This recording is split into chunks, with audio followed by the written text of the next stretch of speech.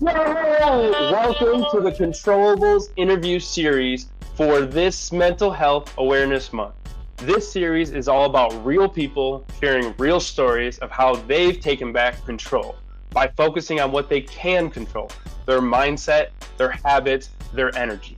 In episode 1, I got a chance to talk to Walvenski Aimé, also known as Wally. He's an incredible leader, motivator, and a creative mind who opens up about fear, identity, and mindset shifts that helped him turn pressure into purpose during his time at FSU and beyond. Let's dive in. Question 1. When life felt out of control, what was one thing you chose to focus on that made all the difference? For me, especially being a former athlete, a lot of those times I would focus on the goal at hand, whether it was me getting better as an athlete, whether it was us getting better as a team for a collective win, so the frustrations would come in, but I knew what the goal was. And I would just constantly remind myself that, no empire was built in a day. So I have to look at myself as so, right? I have to understand that we all start somewhere and we all get somewhere through consistency. So that was the one thing that I would always focus on, is just understanding that no empire was ever built in a day. I love that. No empire was built in a day. Question number 2. Which of the controllables, awareness, perspective, habit, wellness, or environment shaped your success the most, and why? And one leads to another, but I would say if I had to choose one, I think awareness was key. Just understanding what I needed to do to get to where I was trying to go. It was important that I was aware of where I was, what I was doing, the process in which I needed to take to get to my desired goal. And I felt like it doesn't start with that awareness. I love that. For episode 1, we get awareness, right? To me, it all begins and ends with awareness. If we aren't aware of the things we need to do, how are we supposed to do that? Question 3, can you tell me about a moment when your inner dialogue was the biggest thing you had to overcome?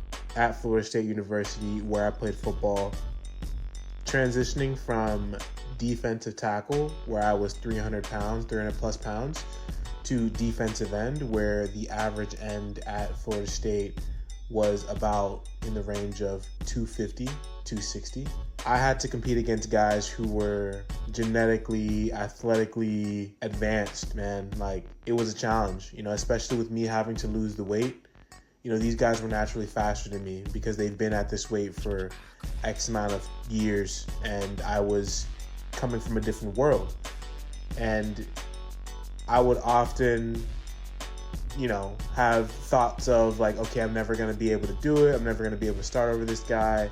I'm never going to be able to play over him.